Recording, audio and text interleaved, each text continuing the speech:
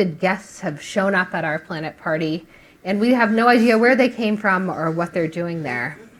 I'll talk more about these unexpected guests in a moment, but first, what type of guests did we expect? So this cartoon illustrates sort of our textbook picture of the origins of planetary systems before we knew about the diversity of planets from our own solar systems, asteroid and Kuiper belt, and from other solar systems. This textbook picture starts with a spinning cloud of gas and dust that collapses into a disk. In the outer part of the disk, where feeding zones are big and there are a lot of rocky, icy materials available, a core can grow and accrete a gaseous atmosphere before the gas disk dissipates and form a gas giant. After a few million years, the gas disk goes away and rocky planets form in the inner solar system. So this simple picture is very good at making something that looks like our solar system and shares several key characteristics. First, that we have rocky planets in the inner part of the system and gas giants in the outer part, that the planets are on circular orbits, and that since they form in the disk, they're all orbiting in the same plane. But now with the huge growing population of exoplanets, over 3,000 confirmed, we can start to test this theory with a sample size larger than 1 and see if it holds. So I'm now going to define what I mean by an inner solar system and why it's useful for testing these theories.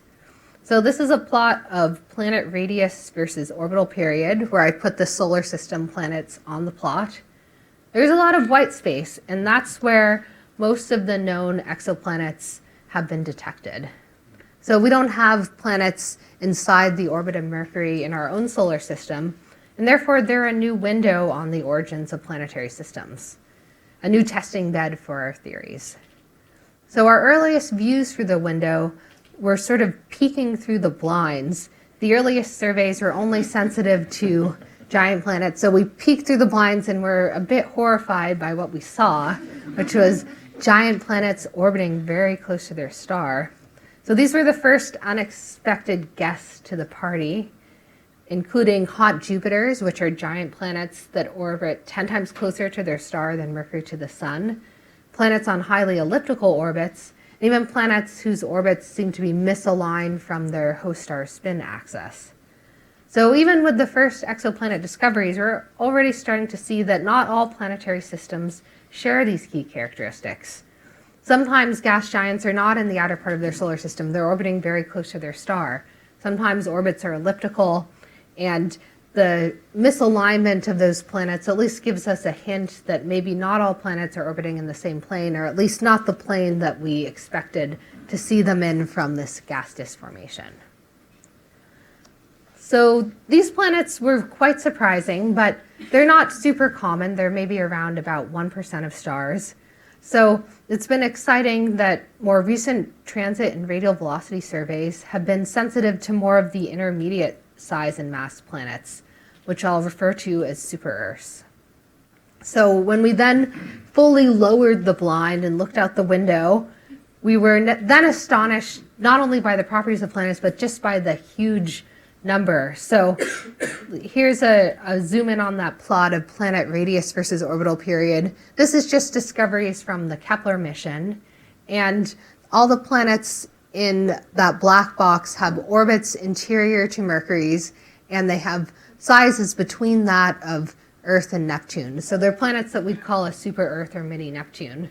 And the color points are planets that are in systems where more than one planet has been detected in that system. So this was the bulk of what Kepler found, and this of course is shaped by sensitivity and detection biases, but when people have done a great job correcting for that, and it turns out that not only were these the most commonly detected planets, but they're very common, maybe about a half of stars has an inner super-Earth or mini-Neptune or multiple of these, even though our own solar system does not. In terms of what they're made of, they span the range from things that look like a scaled up Earth to things that look more like a scaled down Neptune, so it has a gas envelope.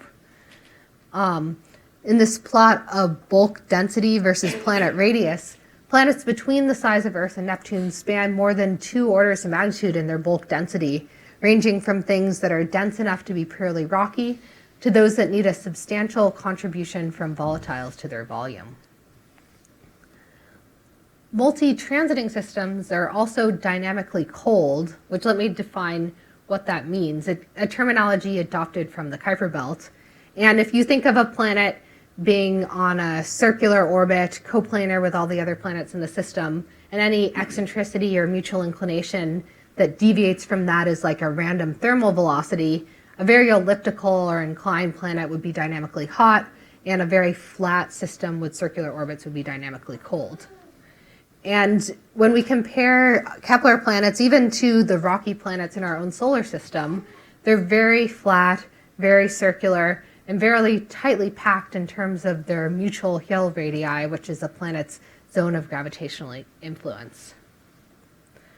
A final feature that I'll be discussing today is that some of the exoplanets that have been discovered are in resonant configurations reminiscent of Io, Ganymede, and Europa in our solar system. So they have a sequence of integer period ratios so that periodically there's a conjunction between planets where they can exchange energy and angular momentum. And this is called a resonant chain because each pair of planets is in resonance with each other. So this type of system was seen with moons in our solar system and is seen in some exoplanet systems.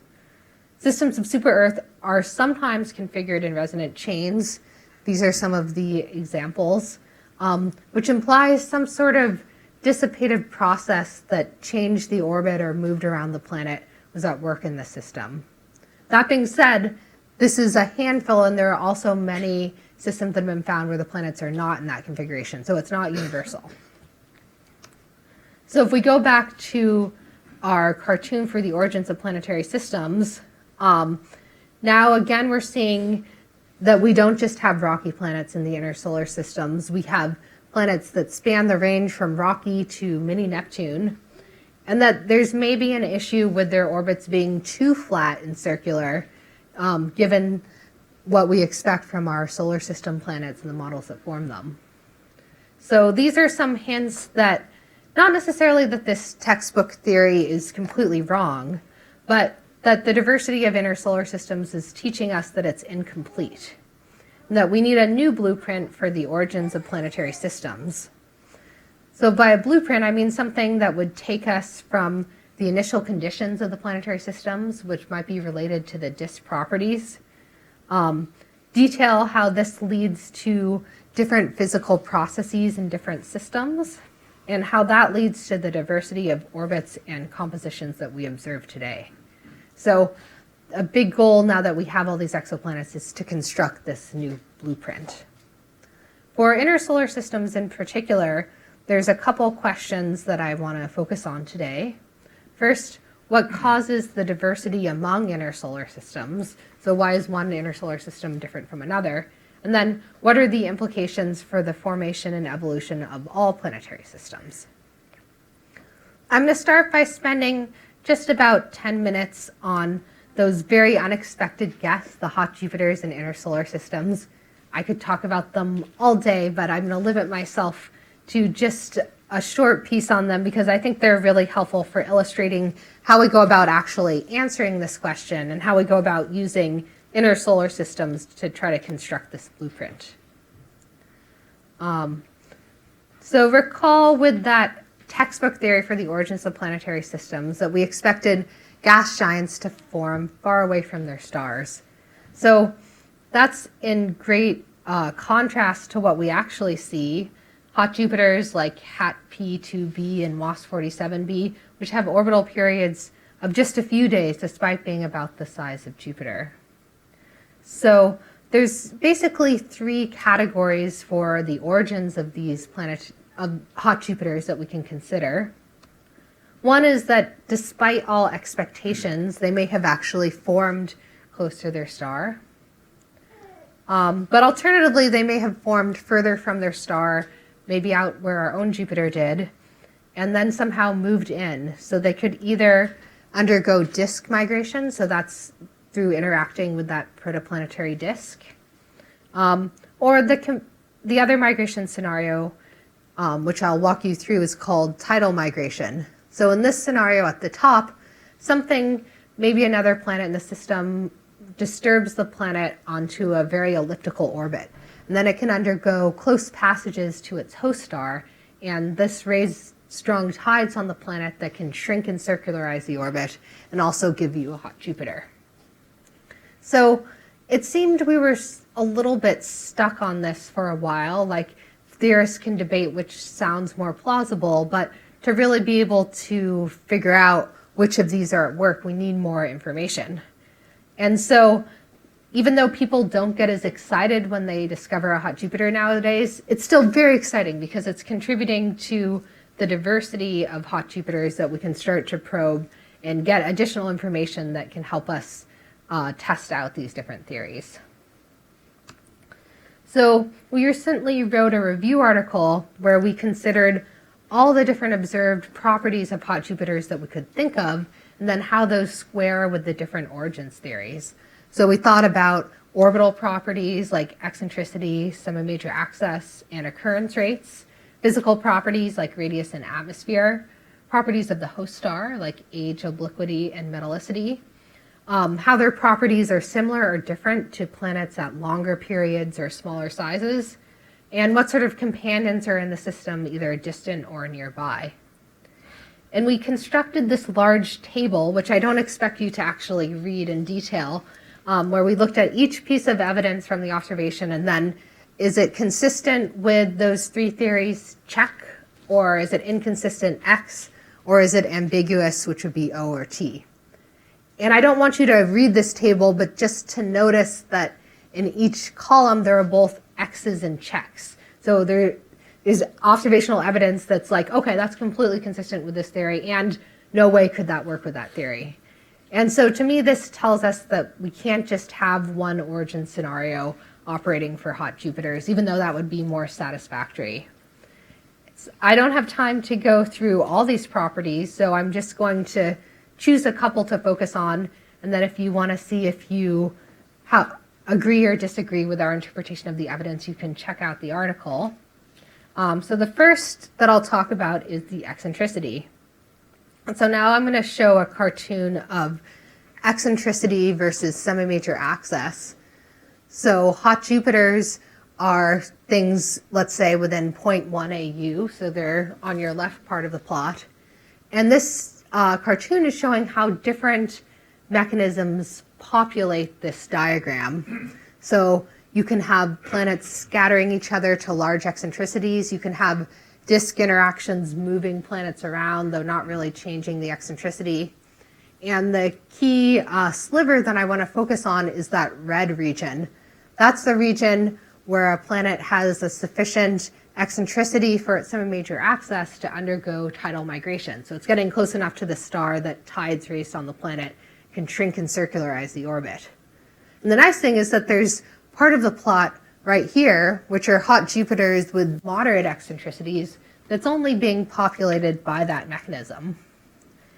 And so planets like HAT P2b, which has an eccentricity of 0.52, there has been no other, in my opinion, plausible explanation proposed for its eccentricity besides high eccentricity tidal migration.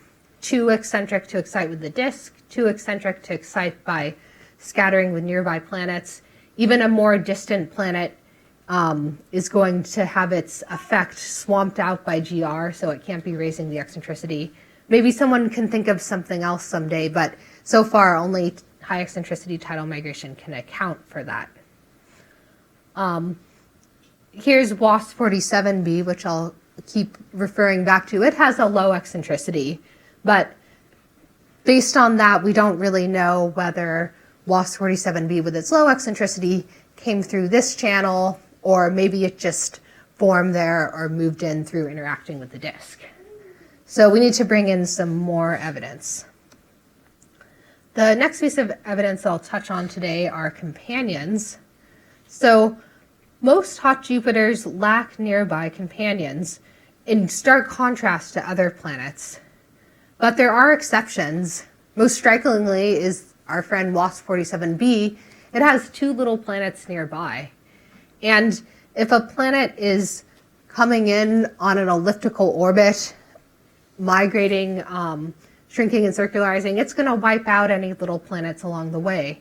So a system like WASP 47b is not consistent with high eccentricity migration. Also, this is happening after planets form, so we wouldn't think that these planets could then form after the fact. So this system is a piece of evidence that there must be some other channel operating too besides high eccentricity migration. The last of these that I'll talk about today is the host star metallicity. So there's a well-known correlation between giant planet occurrence rate and host star metallicity. The more metal-rich stars are more likely to host a giant planet. And this has been interpreted as evidence in support of planets growing by core accretion. The more solids you have around, the more likely it is you can grow a core and accrete an atmosphere before the gas disk goes away. So there's this well-known connection, but we also see that those special hot Jupiters with the moderate eccentricities have their own metallicity trend. So if we again look in this red region, I've now populated the plot with observed giant planets. You can see that these planets that I claimed must come from high eccentricity migration are primarily orbiting the more metal-rich stars. The cutoff is at solar. Whereas in the hot Jupiter population that includes circular orbits, there's a mixture of those orbiting metal-rich and metal-poor stars. So that's, in my opinion, another piece of evidence for 2 channels where the high eccentricity migration channel goes with higher host star metallicity, and then that can be contributing to some of these, but then some of the other ones are from another channel, either in situ formation or disk migration. If it's true that this high eccentricity migration channel only happens around more metal-rich stars, that might imply that mechanism for putting the planet onto the elliptical orbit involved other planets in the system too. So maybe there's multiple giant planets in the system that experience planet scattering or some other gravitational interaction that led to the elliptical orbit. So please, if you're interested in some of these other pieces of evidence, check out our review article. Let me know what you think. To summarize this small part of the talk, what causes the diversity among hot Jupiter systems, I argued that we need at least 2 channels to contribute to them, possibly triggered by different formation conditions. So one that makes maybe more giant planets that leads to high eccentricity migration. What are the implications for formation and evolution of all planetary systems?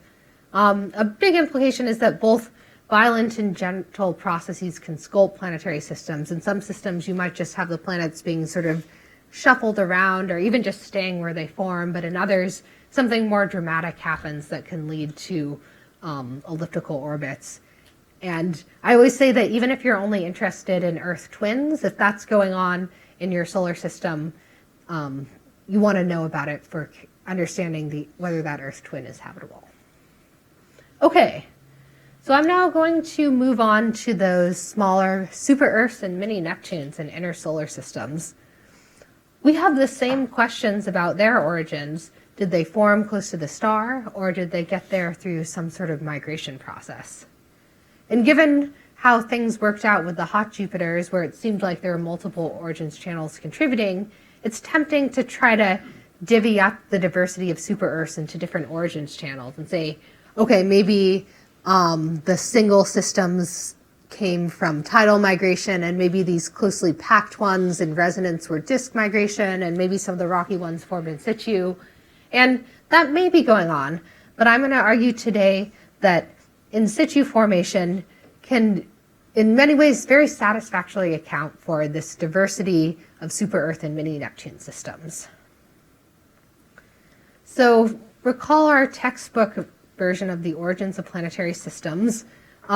It gave us the expectation that we'd only see rocky planets in the inner solar system, not mini Neptunes that have their low mass but high volume gas envelope. So let me now show you another type of cartoon that's going to explain why we originally thought that, and then under what conditions we might actually be able to form super Earths and mini Neptunes in inner solar systems. So in this cartoon, we have a young gas disk that's disappearing over time. So the green is turning to black. And I've divided it between the inner disk and the outer disk very roughly.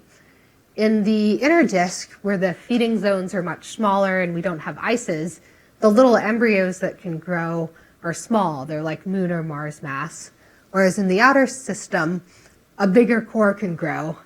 It may be big enough to accrete gas and become a gas giant. Meanwhile, in the inner solar system, they're sort of stuck at these low masses, and they're embedded in gas, so they can't even really stir each other up and merge and collide until the gas disk goes away. Then the rocky planets can stir each other and grow by giant impacts. And that's why you have rocky planets on the inside and gas giants on the outside. That's the simple picture that we thought. So this very simple picture makes a stark division between the gas era and the post-gas era. And the gas era is where the gas giants are forming in the outer disk, and gas damping is preventing planets from merging and stirring each other up. And then there's the post-gas era where the terrestrial planets form in the inner disk and planets can scatter each other. But recent observations are teaching us that there may not be such a tidy division in real life between gas and post-gas. In protoplanetary disks, gas has been detected in what appeared to be a gas cavity. So there can be like small amounts of gas hanging around in a disk. Then in terms of compositions, we touched on this before, of super Earths and mini Neptunes. They span a range from rocky to maybe 10% gas envelope like Neptune. But this distribution from Wolfgang and Lopez is showing that there's a real diversity there, and that sort of the typical value for the short period planets in the Kepler system is about 1%. So that's really something that's not a rocky planet because most of its volume is from gas, but I wouldn't really call it a gas giant because most of its mass is rock. So it's somewhere in between. So a lot of this, I believe, can be satisfactorily explained if we, instead of having this nice division, we insert a residual gas era, which is when the gas disk is not in full strength, but there's still some gas around affecting what's happening. And this is maybe when those close-in super Earths and mini Neptunes form. Let me show you how that can help us. So recall that we had embryos that were stuck at Moon and Mars mass. They couldn't accrete gas. They weren't massive enough to accrete gas. They couldn't grow by giant impacts because there was too much gas around damping their orbits. But if we dial up the mass and solids of the inner disk, then as the gas goes away, they start to be able to feel each other anyway. Even though there's still some gas around, they can still merge and grow while the gas disk is present. And then they can accrete their little tiny atmosphere and end up as a super Earth or mini Neptune. To do this, you really require a lot of solids. So here is a result from a simulation we did of this giant impact stage with gas around. This is planet mass versus, this is a normalization for how many solids are in the disk. It's normalized to what is the surface density at 1 AU. And this is the minimum mass solar nebula. So this is what it takes to form the rocky planets in our solar system. And you can see like it's forming a lot of 1 Earth mass things. To make things that are super Earth mass, so like a few to tens of Earth masses, and that form quickly enough to be able to accrete a gas envelope, we really need to dial up the amount of solids in the inner disk to be a few to even 10 times what we always assume for the solar system. That's what tends to make people a bit uncomfortable with forming these planets in situ. I think probably what makes it at least not completely out there is that this is not necessarily local material. So if we can bring in solids from the outer disk, that can get incorporated.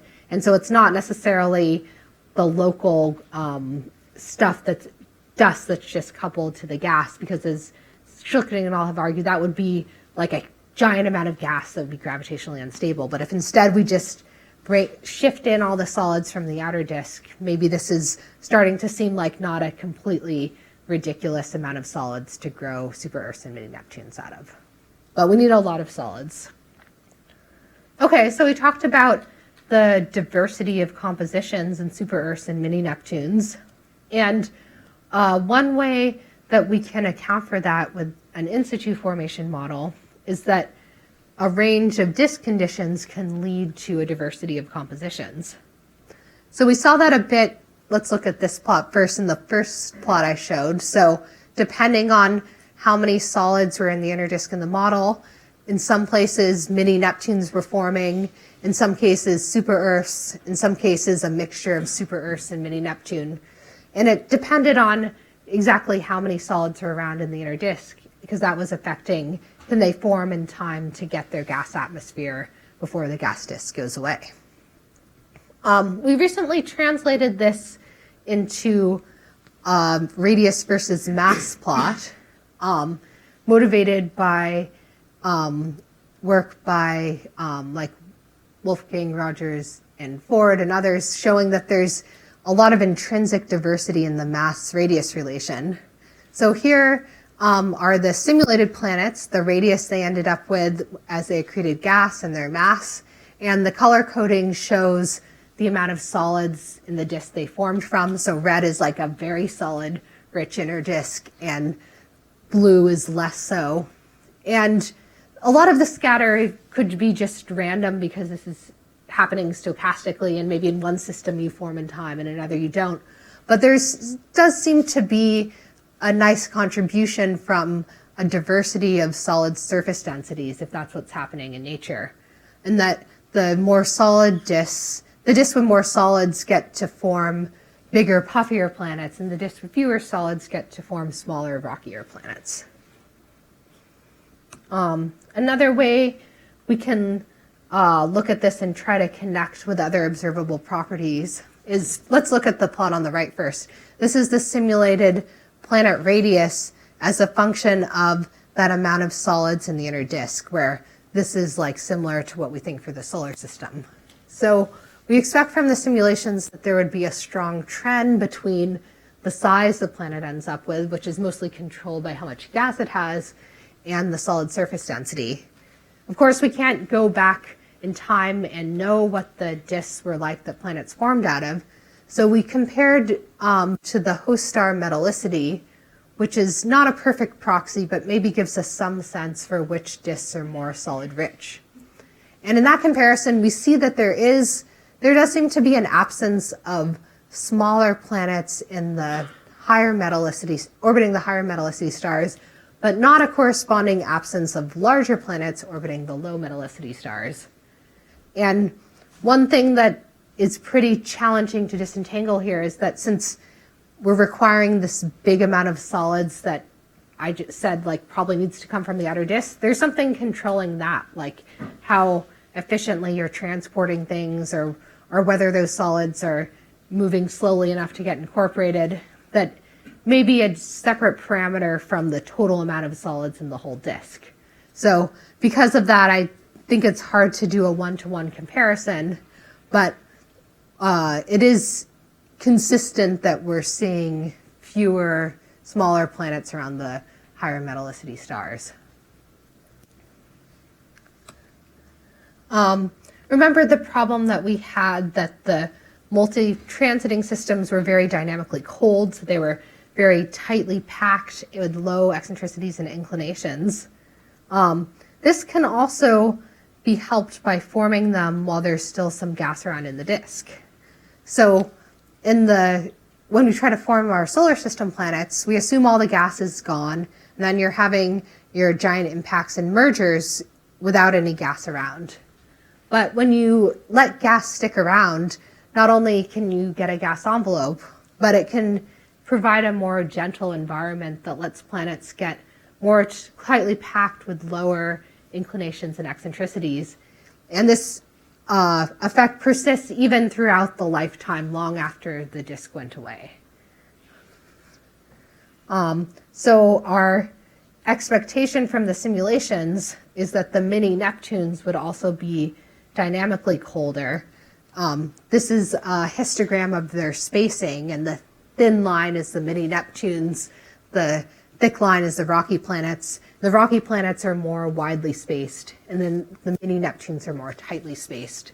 And they also have more circular coplanar orbits in these simulations. And this helps with an issue that people were having with their simulations before, that they were making planets that were too widely spaced, too mutually inclined, and too elliptical. They were sort of similar to the solar system planets, but they weren't getting the very dynamically cold systems that we observed. But when we include the effects of a short-lived residual gas disk and then continue simulating the system for many more millions of years, we can now get these very tightly packed flat and circular systems. So this diversity in initial conditions leads to sort of two qualitatively different types of systems in the simulations. One is dynamically cold, so flat circular orbit, tightly spaced. The planets are low-density mini-Neptunes, and they form mostly during the residual gas stage, by which I mean they reach their final mass while there's still some gas around to accrete. In contrast, we make more dynamically hot systems that are rocky super-Earths. They're more mutually inclined and elliptical, not like the huge eccentricities I was talking about at the beginning of 0.93, but modest eccentricities and inclinations. They're more widely spaced, and this is because they're forming after the gas stage. So we have tried to compare to some other observables to see if this is feasible. I'm now showing some histograms where the dotted line is Kepler transiting planets, and the solid is our simulated distribution. We're looking at the period ratio between adjacent planets, their Hill spacing, the duration ratio, which tells us how inclined the planets are relative to each other, and the number of transiting planets per system, and including in our simulations a wide variety of solid surface densities allows us to reproduce this diversity that's observed. Whereas if we had just had particular solid surface densities, we would not be getting such wide distributions. One more thing on this topic. So we're also can expect, if this is what's going on, that we should see other links between observed properties. So we should see links between the planet density and the Hill spacings.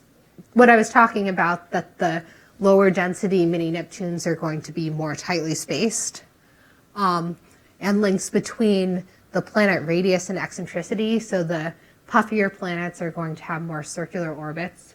So hopefully these are things that we can look for and see. This would be what's going on if there's really quite a diversity of in situ formation conditions, but then that's what's contributing to the diversity of planetary systems, super-Earths and mini Neptunes, rather than migration plus in situ or some other combination of origins hypotheses. So the one other property I want to talk about for these, recall that some of these systems are configured in resonant chains. And we talked about Io, Ganymede, and Europa in our solar system that have this integer period ratio. Dynamically, in order for something to be officially in resonance, we need to construct these angles involving the positions of the planets or moons and their periapse position.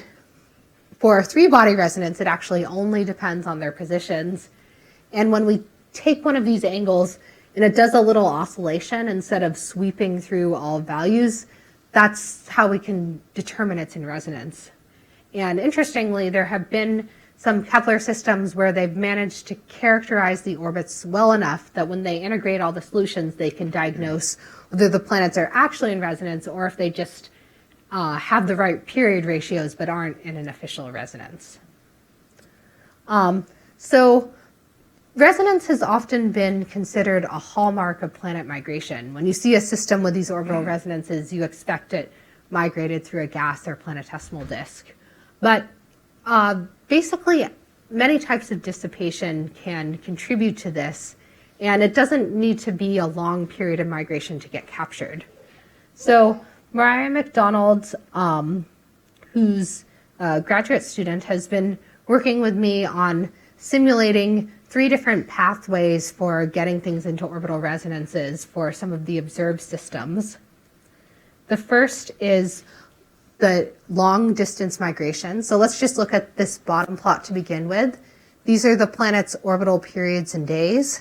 And so in this simulation, they're all moving in and their periods are shrinking. Then plotted above are a few of those resonant angles.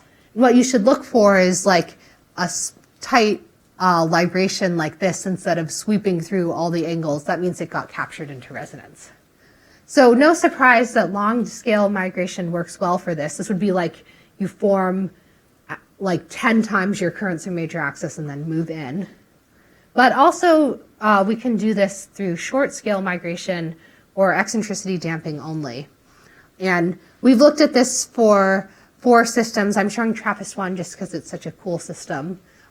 So in these 2 scenarios, you can see the orbital period here is barely changing. So the planet migrated a little bit, but I wouldn't say they formed way beyond their current location. They just moved a little bit.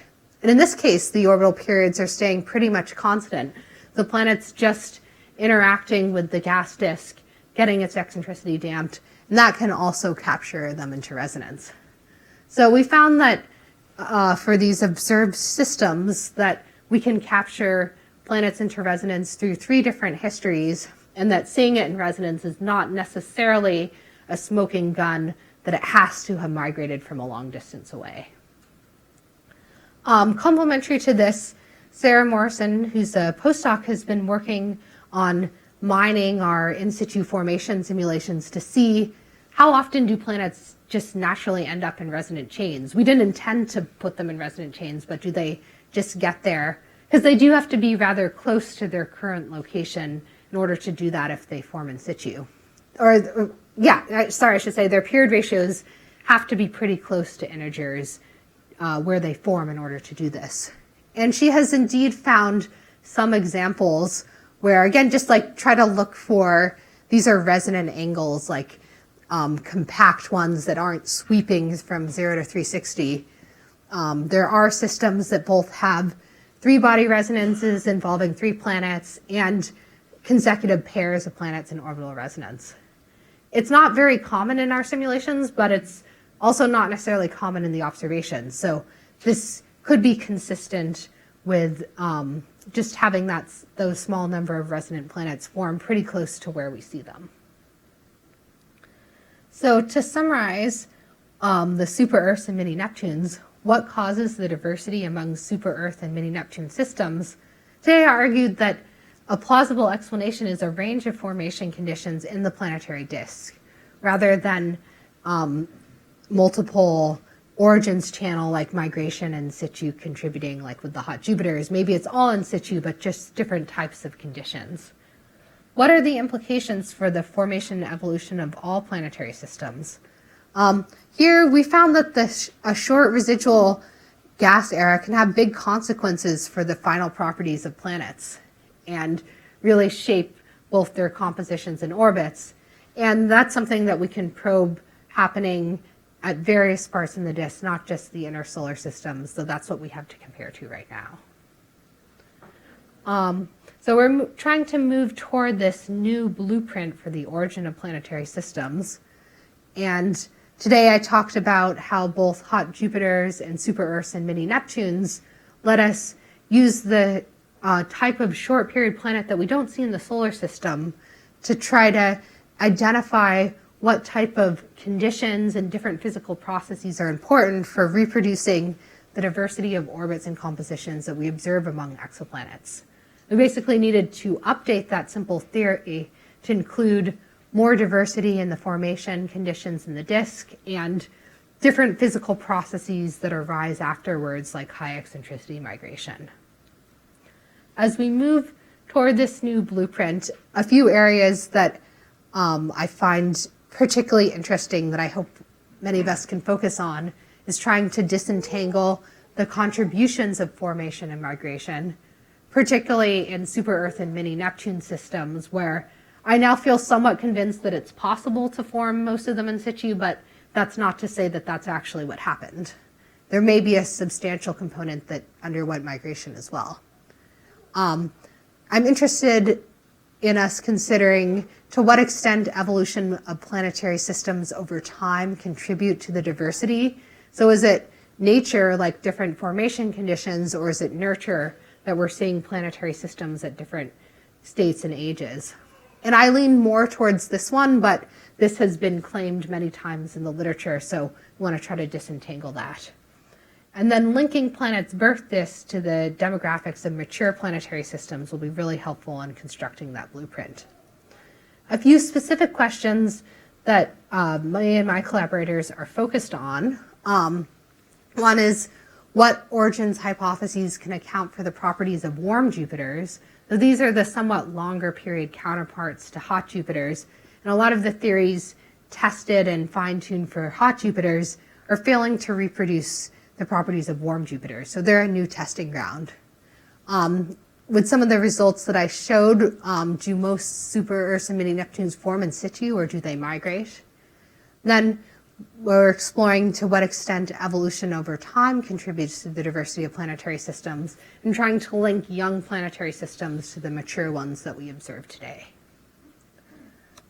We're getting to the ads at the end part of my talk.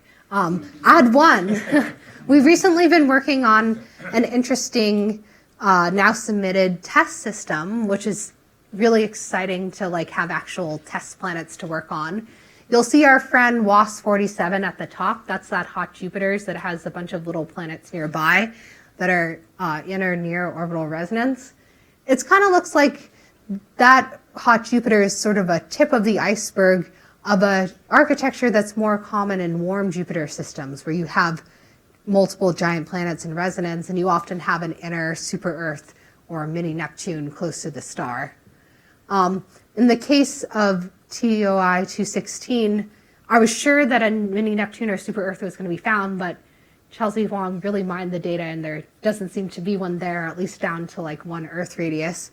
But we did find that this system seems to have a modest but significant mutual inclination between these two planets, and then a significant free eccentricity, which is the extra eccentricity that's not caused by the resonance. So this looks like a system that maybe is like these, but got a little bit more shaken up. So maybe it's kind of a link between these very calm systems and the wild eccentric ones that we were talking about before. On a longer time scale, I think that we need to use each piece of the planetary system, like we do in the solar system, to inform our understanding of individual planets. So this is particularly true as we start to discover what could be considered Earth analogs. That will be really cool, but I do want us to try to contextualize that planet by studying the orbits and compositions of other planets in the system to try to better understand the formation and evolution history, and also link that planet to younger planetary systems that may also inform us about formation and evolution processes. One more ad. We have a conference coming up called Planet-Star Connections in the Era of TESS and Gaia. So if you too are interested in using stellar properties to try to better understand planets' formation, or you're interested in other types of planet-star interactions like characterizing planets or flow of material between them, abstracts and registration is still open, so maybe you would like to join us in Santa Barbara. To summarize, intersolar systems are a new window in the origins of planetary systems and are widening our understanding of how planets form and evolve. I talked about how hot Jupiters have significant contributions from multiple origins channels, one of which is high eccentricity migration. And then I talked about an argument that the diversity of orbits and compositions of super-Earths and mini-Neptunes may, in contrast, reflect a range of formation conditions in the disk. And finally, understanding the contribution of different physical processes and conditions to the diversity of observed exoplanets is essential for constructing a new blueprint for the origins of planetary systems. Thank you.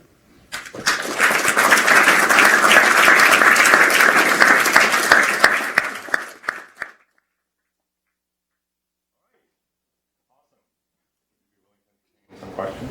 Oh, yes. Oh, questions.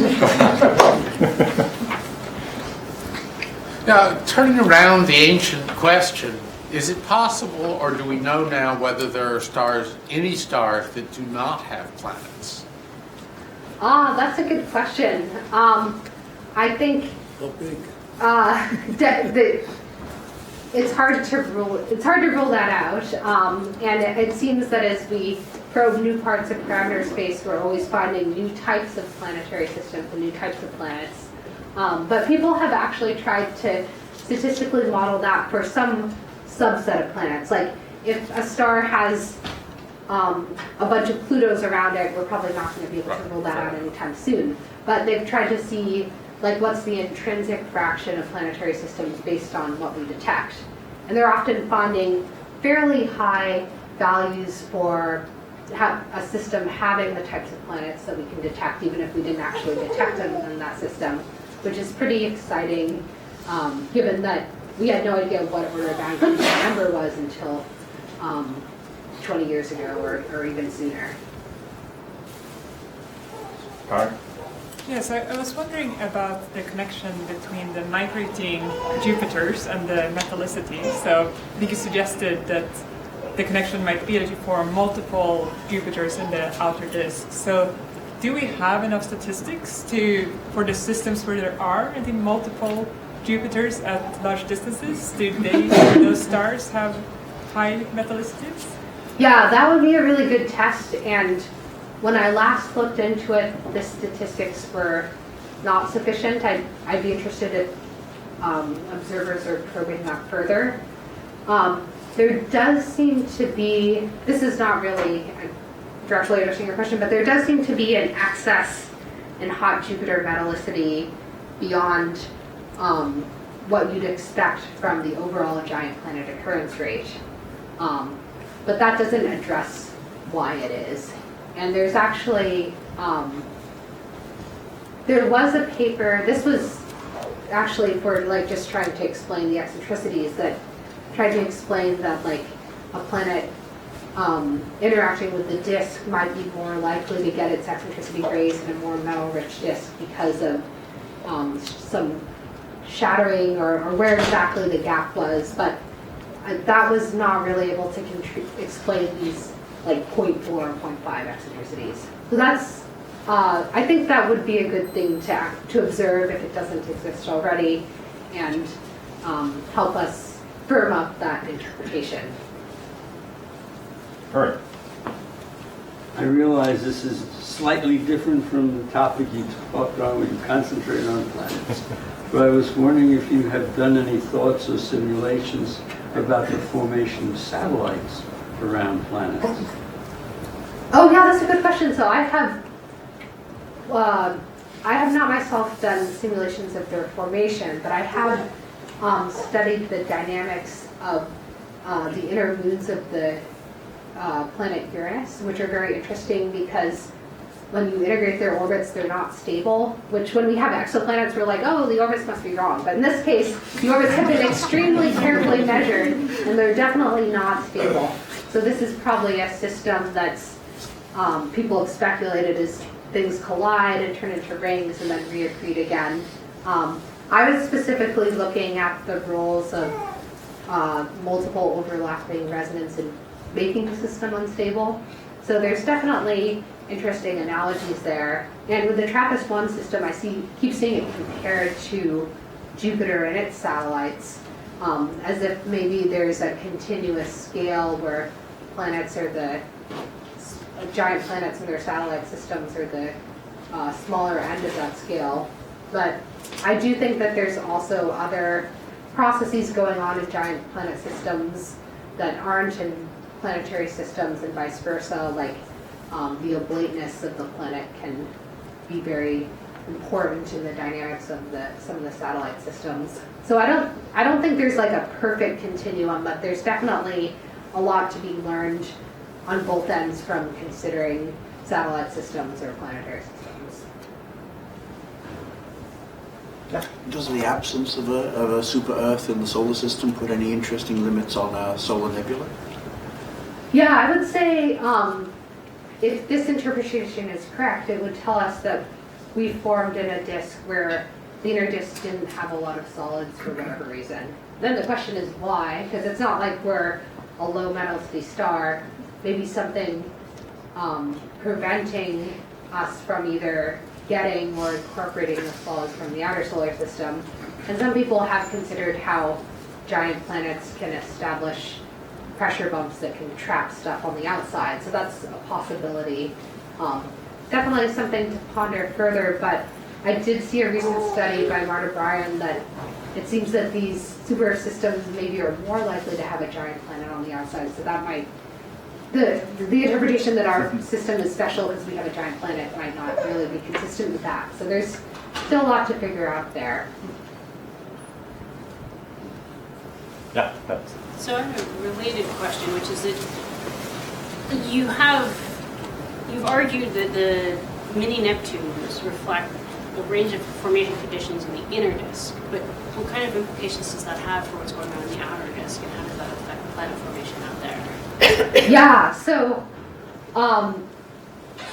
that is a great question. I think it depends on whether we have the same diversity of formation conditions in the outer disk. If it's a process where stuff gets piled up in the very inner solar system, that may not have all that much effect on the outer solar system, and it may tend to look just more like, you might just more be using whatever material is something similar to the minimum mass solar nebula without having these concentrations. Or maybe outer solar systems have their own concentrations, and then we could see these really, like, yeah, super Earths and mini Neptunes in those outer solar systems that grew from an abundance of solids. But the nice thing about the outer solar system is that you do have larger feeding zones out there, and all the ice is available. So you already sort of start ahead in getting to make things during the gaseous stage. So I think there we'd more want to see, like, do planets sort of seem to be evenly spread? Or as we start to be able to probe outer solar systems, do they have their own like special ring where there's a bunch of planets and then there's not much in the rest of the solar system? I think that versus them sort of being evenly spread out might help us better understand whether there's like concentrated planet formation zones or whether that's just a feature of inner solar systems. Doctor, if only there was a way to find large numbers of planets far from their star, but Yeah, I think alas, no such method exists. that's going to be extremely interesting, and I expect there'll be a lot of microlensing surprises I expect there'll be a lot of microlensing surprises that we did not predict or expect. Just like it's another new window into planetary systems, so that'll be really cool.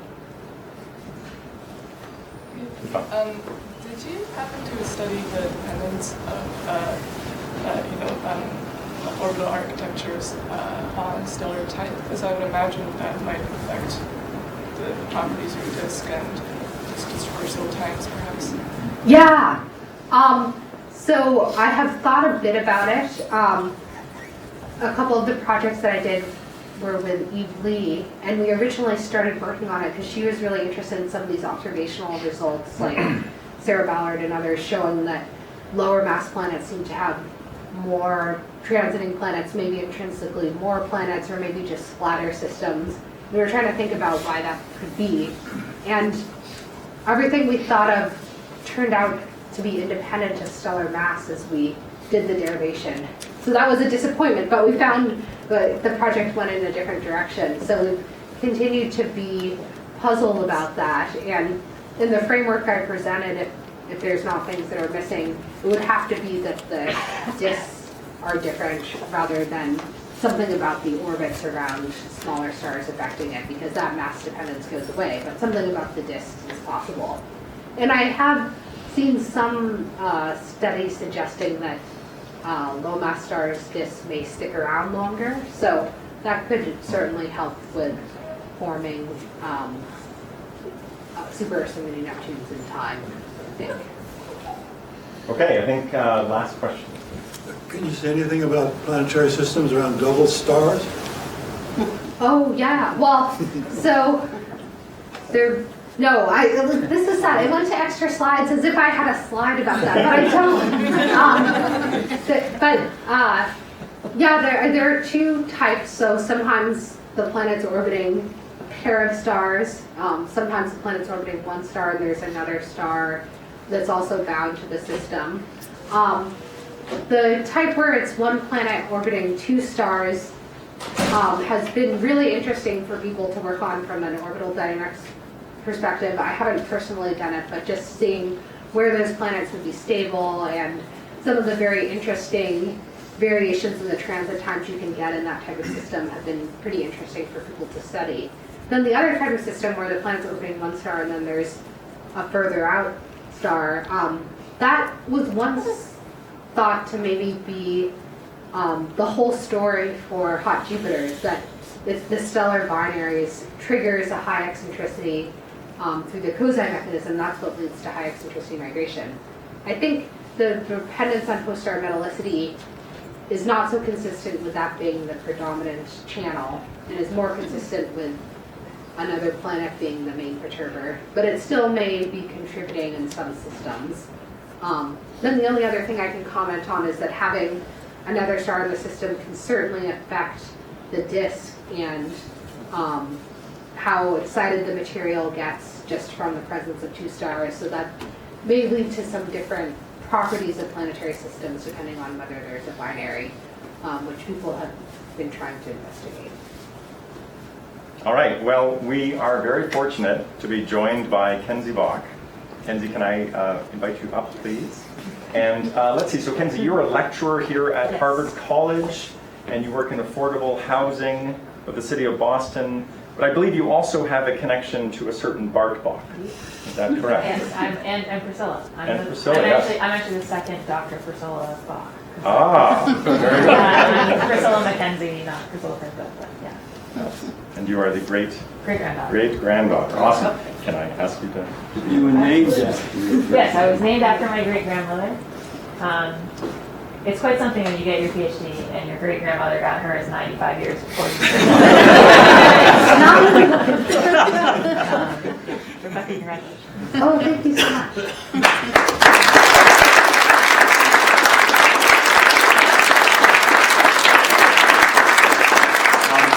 It's also not just a plaque. That's what I was going to say.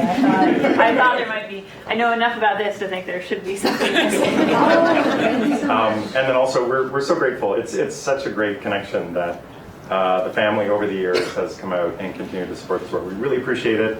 And so we just want to give you a little token. Say thank you. And thanks. I should say on behalf of, I'm Bart Bach's great-granddaughter. I never had the pleasure of meeting him. But my dad and uncle obviously did, and my grandmother is still alive, and it means a lot to our family that this tradition continues in his honor. And you know, in addition, I think I've said this before on this occasion, but in addition to being a great astronomer, he was also a public intellectual and somebody who thought about how you translate academic work to the public sphere. That's something I think about a lot as a historian. And I just want to say that as a total layperson, this talk was a delight to listen to. So I think it was very much in the Bart Bach tradition. Okay.